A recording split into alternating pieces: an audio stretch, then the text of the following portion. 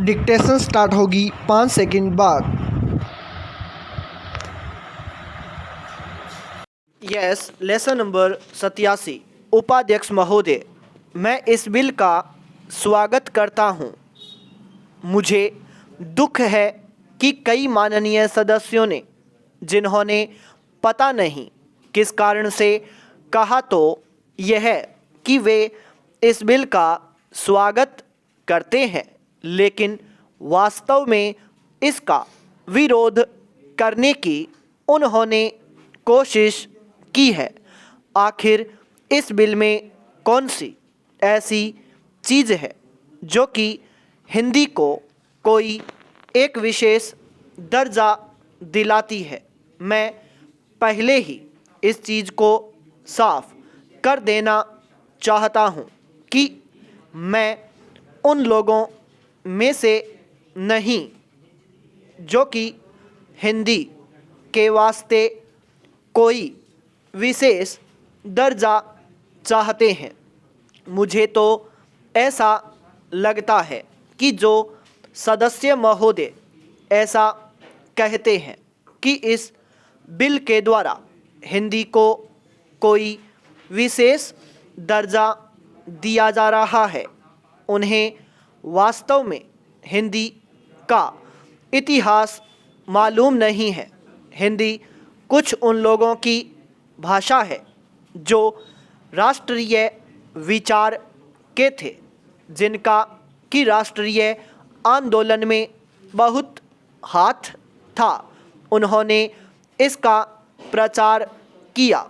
यह ध्यान देने की बात है कि राष्ट्रीय आंदोलन के ज़माने में हिंदी की एक ही संस्था नहीं थी, बल्कि दूसरे राष्ट्रीय विद्यालय भी थे और महात्मा गांधी के आदेश के अनुसार वे राष्ट्रीय विद्यालय काम करते थे।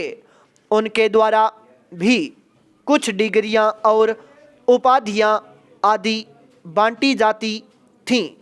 पाई पैराचेंज। अब इन विद्यालयों द्वारा उपाधि बांटने का काम, जो कि उनके द्वारा पहले से किया जा रहा है, उसी को इस बिल के द्वारा यदि जारी रखा जाता है तो मेरी समझ में नहीं आता कि कैसे कुछ लोग यह समझ लेते हैं कि इस बिल द्वारा हिंदी को कोई विशेष दर्जा दिया जा रहा है। मैं नहीं समझता कि इसमें हिंदी को कोई विशेष दर्जा दिए जाने की बात है। और जैसा मैंने पहले निवेदन किया, मैं उन लोगों में से नहीं हूँ जो कि चाहते हैं कि हिंदी को कोई विशेष दर्जा दिया जाए, लेकिन मैं एक बात अवश्य उन लोगों से पूछना चाहता हूँ। जब भी उन्हें अवसर मिलता है, किसी न किसी तरीके से एक ऐसे राष्ट्रीय निश्चय का, जो कि आज नहीं बल्कि आज से कई साल पहले लिया गया था, उसका विरोध करने के लिए तैयार रहते हैं। संविधान में राजभाषा के संबंध में स्पष्ट व्यवस्था दी हुई है, तो भी मेरे मित्र उसका विरोध करने की कोशिश करते हैं। क्या उनके सामने देश की एकता के लिए कोई दूसरा रास्ता है? पाई पैराचेंज। Lesson number 88। उपाध्यक्ष महोदय, हम सभी यह मानते हैं कि आज ऐसे समय में, जबकि देश के सामने बहुत कठिन समस्याएं हैं, यह सदन एक महत्वपूर्ण प्रश्न पर विचार कर रहा है। माननीय प्रधानमंत्री जी ने आज जो बयान इस सदन में दिया है और जो अपील उन्होंने राष्ट्र के नाम प्रसारित की है उसके लिए हम उनको हृदय से धन्यवाद देते हैं। आज उन्होंने अपने भाषण में यह बिल्कुल बता दिया है कि यद्यपि हम हिंदुस्तानवासी शांति चाहते हैं और हमने बराबर हर कीमत पर शांति को बनाए रखने की कोशिश की है, लेकिन इसका यह अर्थ नहीं हो सकता कि हम अपनी सीमाओं का उल्लंघन सहन करें या अपने राष्ट्र की कोई भी भूमि किसी को देकर के शांति स्थापित करने का प्रयत्न करें। प्रधानमंत्री जी ने सदन के सामने जो बयान दिया है और जो आंकड़े सदन के सामने रखे हैं, सचमुच उनसे यह साफ प्रकट हो जाता है कि हमारी जिन सीमाओं का आज पाकिस्तान अतिक्रमण कर रहा है वे सीमाएं और वह भूमि सब हमारी है। इस समय पाकिस्तान का जो रवैया है वह कोई नई बात नहीं है।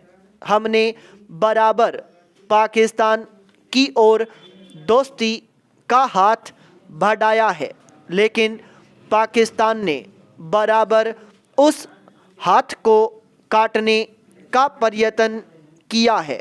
देश के बंटवारे के समय से लेकर हमने बराबर हर पर्सन को, हर विषय को दोस्ती से तय करने का प्रयत्न किया है, चाहे पाकिस्तान का रुख किसी भी प्रकार का क्यों न रहा हो।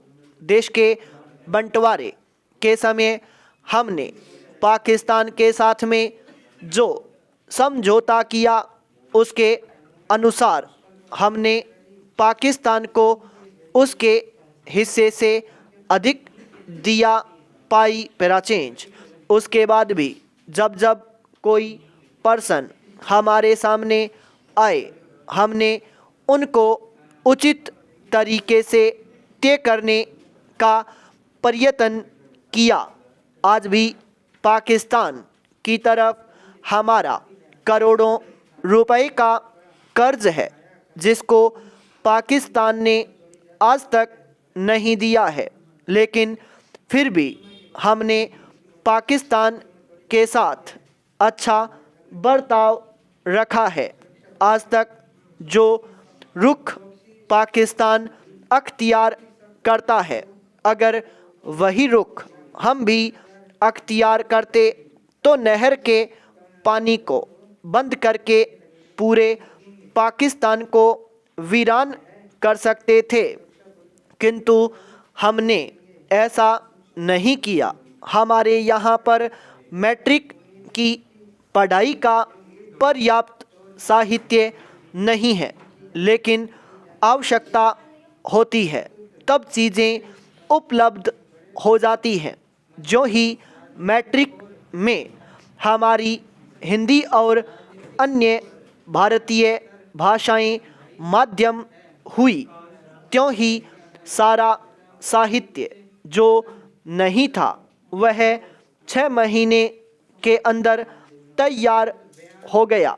मेरा यह विश्वास है कि 1 वर्ष के अंदर कोई ग्रंथ नहीं है जो तैयार न हो सके। स्टॉप।